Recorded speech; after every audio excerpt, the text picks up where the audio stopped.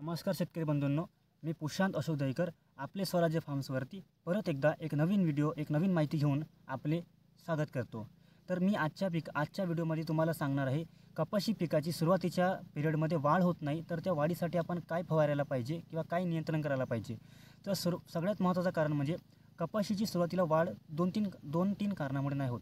पहिला म्हणजे सतत येणारा पाऊस किंवा दुसरं कारण झालं आपला सुरुवातीच्या टप्प्यामध्ये मावा किडी ही जी आहे वाढीच्या टप्प्यामध्ये खूप प्रमाणामध्ये प्रादुर्भाव करतो।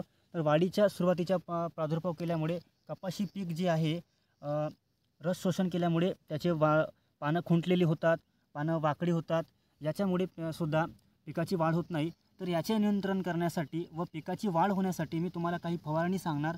तर ती फवारणी केल्यास आपल्या पिकाची वाढ होईल हे मला खात्री आहे। मावा किडीचे नियंत्रण करण्यासाठी मी तुम्हाला दोन घटक सांगणार। पहिला घटक आहे फ्लुमिकॅमिड, हा तुम्हाला 50 WG या नावाने भेटेल।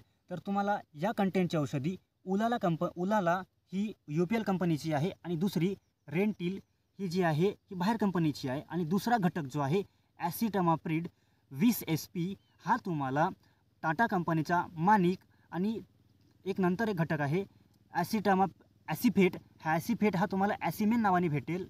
तर ही औषधी तुम्हाला कुठल्याही कृषी केंद्रामध्ये इझिली अवेलेबल होईल। आणि पिकाच्या वाढीसाठी तुम्ही 19-19-19 हा NPK घटक असलेला 100 ग्राम प्रति 20 लिटरच्या पंपामध्ये, आणि सोबतच जर तुम्हाला अजून एक्स्ट्रा फवारायचं असेल वाढीसाठी तर इसाबियम हा एक सिजंटा कंपनीचा घटक आहे।